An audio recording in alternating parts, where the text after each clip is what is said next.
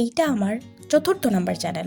আর আমার প্রথম চ্যানেল থেকে চতুর্থ নাম্বার চ্যানেল পর্যন্ত কিভাবে পৌঁছালাম সেই স্টোরি শেয়ার করব আজকের ভিডিওতে। Hi, I'm Mim and welcome to মেমেশ। এখন সাল 2026 আর আজ থেকে প্রায় 5 বছর আগে আমি আমার প্রথম ইউটিউব চ্যানেল ওপেন করেছিলাম অ্যান্ড অনেক বেশি এক্সাইটমেন্টের সাথে আমি আমার প্রথম ভিডিও আপলোড করেছিলাম।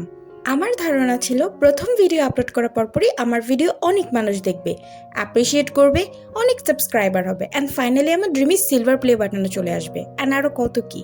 কিন্তু কেই বা জানতো আমার এত এত স্বপ্ন শুধুমাত্রই আমার কল্পনা ছিল। কেননা প্রথম ভিডিও তো দূরের কথা, টানা কয়েক সপ্তাহ ভিডিও আপলোড করার পরও আমার তেমন কোনো ভিউজ আসছিল না। অল্প কিছুদিনের মধ্যেই আমি আমার মোটিভেশনও হারিয়ে ফেলি আর এভাবেই আমার প্রথম চ্যানেলটি ক্লোজ হয়ে যায়। আর এই ঘটনার ঠিক 1 বছর পর আমি আবারও ডিসিশন নিই নতুন করে ইউটিউব চ্যানেল ওপেন করার।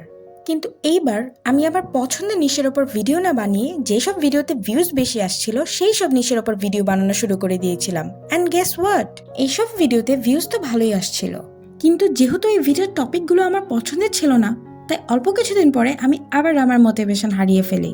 আর এভাবে করে আমার দ্বিতীয় চ্যানেলটিও ক্লোজ হয়ে যায়। অতঃপর পার হয়ে যায় আরও 3টি বছর।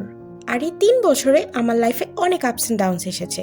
সেই সময় আমি আমার লাইফে অনেক কিছুই পেয়েছি অ্যান্ড অনেক কিছু হারিয়েছিও।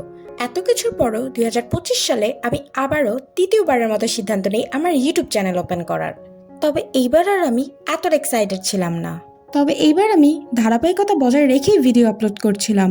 ইনফ্যাক্ট আমি তো টানা 30 দিন ভিডিও আপলোড করার একটা চ্যালেঞ্জও নিয়েছিলাম। কিন্তু ওই যে কথায় আছে, লাইফ ইজ সো আনপ্রেডিক্টেবল।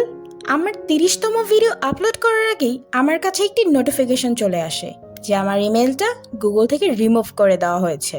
কি জন্য করেছে, কেন করেছে কিছুই বুঝতে পারছিলাম না। আর আমি অনেকভাবে আমার চ্যানেলটা লগ ইন করার চেষ্টা করেছিলাম, কিন্তু ব্যর্থ হয়েছি। হয়তো নিয়তির এটাই ইচ্ছা ছিল। আর এই ঘটনার পর থেকে আমি মেন্টালি ভাবে কতটা ভেঙে পড়েছিলাম সেটা শুধু আমিই জানি। সেই কথা কোনো শব্দ দিয়ে প্রকাশ করা যাবে না।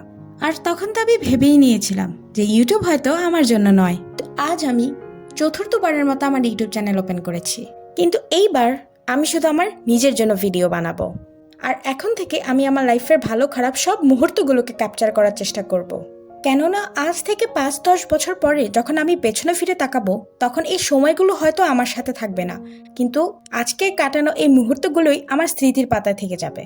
আর আমার লাইফের এই রোলার কোস্টার জার্নিতে যদি আপনি আমার সাথে থাকতে চান, then don't forget to subscribe. See you in the next video.